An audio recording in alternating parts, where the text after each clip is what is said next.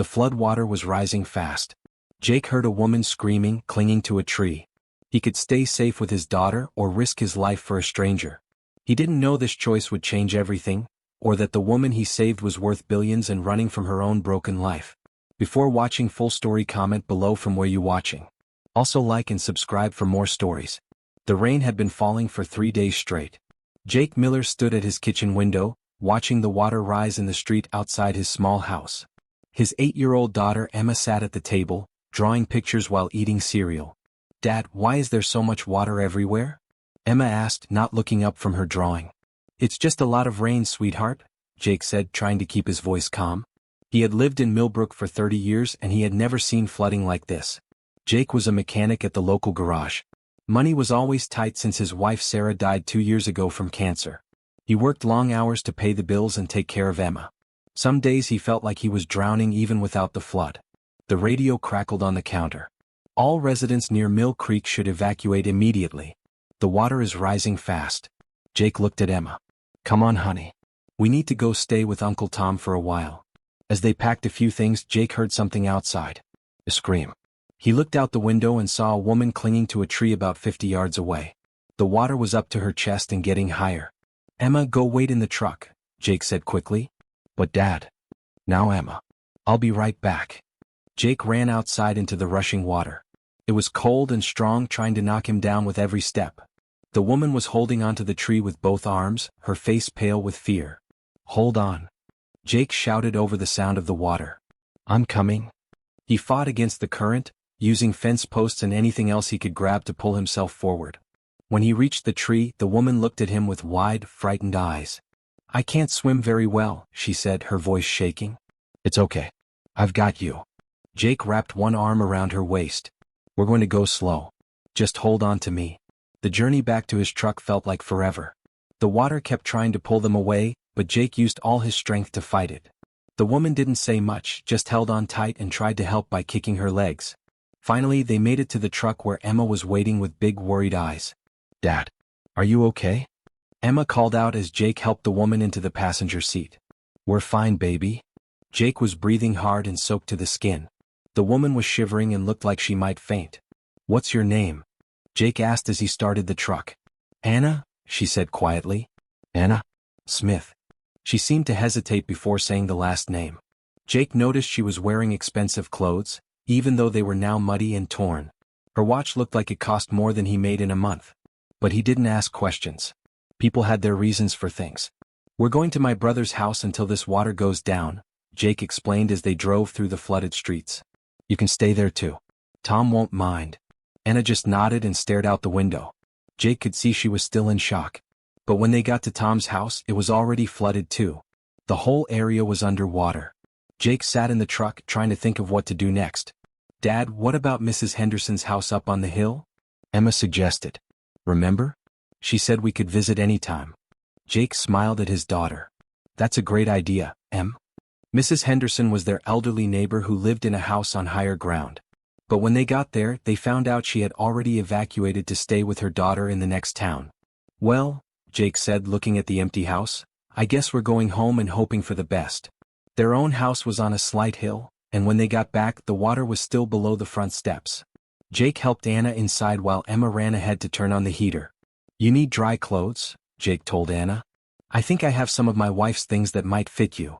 Anna looked around the modest living room. There were family photos on the mantel and Emma's school artwork on the refrigerator. Everything was simple but clean and filled with love. "This is very kind of you," Anna said softly. "I don't know how to thank you." "No need to thank me. Anyone would have done the same thing." But Anna knew that wasn't true. In her world, most people would have called someone else to handle the problem. They wouldn't have risked their own life. Jake brought her some of Sarah's clothes and showed her to the small guest room. "The bathroom is right across the hall. Take your time." When Anna came out 20 minutes later, she looked more like a regular person and less like someone who had just been rescued from a flood. But Jake could still see something troubled in her eyes. "Are you hungry?" he asked. "I was going to make some soup." "I don't want to be any trouble." "No trouble at all. Emma loves it when we have company." As if she heard her name, Emma came running into the kitchen. "Are you feeling better?" she asked Anna with the innocent curiosity of a child. "Much better, thank you." Dad makes really good soup. Mom taught him before she went to heaven. Anna's face softened. I'm sorry about your mother. It's okay, Emma said with the matter-of-fact way children accept difficult things. She's not sick anymore. And Dad takes really good care of me. Jake felt his chest tighten the way it always did when Emma talked about Sarah. He turned to stir the soup so Anna wouldn't see his face. That evening they ate dinner together and watched the news about the flood. Many roads were closed and it would be several days before things got back to normal. You're welcome to stay as long as you need, Jake told Anna. I know your family must be worried about you. Anna was quiet for a moment. There's no one to worry about me. Jake didn't push for more information, but he wondered about her story. She seemed educated and well-dressed but also very alone. The next morning Jake had to go to work. The garage was on high ground, and his boss needed help moving cars and equipment. Will you be okay here with Emma? He asked Anna. She's pretty good at taking care of herself, but... Of course. I'd be happy to watch her. Jake felt a little nervous leaving Emma with a stranger, but something told him Anna was trustworthy. And Emma seemed to like her already. When he came home that evening he found Anna and Emma in the kitchen, laughing as they made cookies. The house smelled wonderful and Emma was covered in flour. Dad. Anna taught me how to make chocolate chip cookies from scratch. Emma announced proudly. They smell amazing, Jake said, hanging up his work jacket. Anna knows lots of things, Emma continued. She helped me with my math homework too. She's really smart. Jake looked at Anna, who seemed embarrassed by the praise. Thank you, he said simply. Over the next few days a routine developed. Jake would go to work and Anna would spend time with Emma. She helped with homework, played games, and even fixed the wobbly kitchen table leg with tools she found in Jake's garage. You're pretty handy, Jake observed one evening. My father believed everyone should know how to fix things, Anna said, then looked like she wished she hadn't mentioned her father. Jake was curious but didn't pry. He had learned that Anna would share things when she was ready. On the fourth day Anna seemed restless. She kept checking her phone and looking out the window. The roads are clear now, Jake said gently. I could drive you wherever you need to go. Anna looked at him for a long moment. Actually, there's something I need to tell you both. They sat down in the living room. Emma curled up next to Jake on the couch and Anna took the chair across from them. My name isn't really Anna Smith, she began. It's Anna Blackwood. Jake had heard that name before. Blackwood Industries was a huge company that made everything from computers to cars. He had seen their commercials on TV. My grandfather started Blackwood Industries, Anna continued. When he died he left everything to me. I'm worth more money than I can even count. Emma's eyes got wide. You're rich? Very rich, Anna said with a sad smile. But money doesn't buy you happiness, Emma. Sometimes it just makes people treat you differently. Jake was quiet, trying to process this information. I was running away when the flood happened, Anna explained. I had just found out that my fiancé was only marrying me for my money. The wedding was supposed to be next week. I got in my car and just drove until I couldn't drive anymore. That's why you were by the creek, Jake said, understanding. I was walking along the water, thinking about jumping in, Anna admitted quietly. Then the flood came so fast. Suddenly I was fighting to live instead of wanting to die. Jake felt his heart hurt for her. I'm glad you fought. Me too, Emma said, moving to sit next to Anna. I'm really glad Dad saved you. Anna smiled and hugged Emma. So am I. What will you do now? Jake asked. I don't know. I can't go back to my old life. Everyone there just wants something from me. But I can't hide forever either. Over the next week, Anna stayed with them while she figured things out. She called her lawyer and started making changes to her business. She fired the fiancé and several employees who had been stealing from the company. But more importantly, she was becoming part of Jake and Emma's daily life. She cooked breakfast while Jake got ready for work. She walked Emma to school and picked her up. In the evenings, the three of them would have dinner and watch movies or play board games.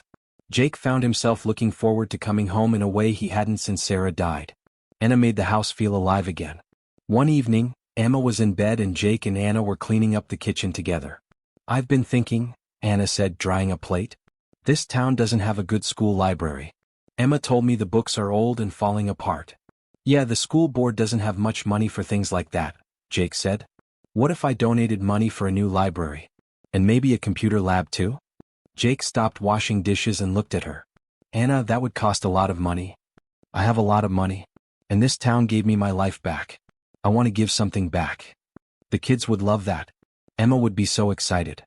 Anna smiled. There's something else. I want to start a foundation to help single parents.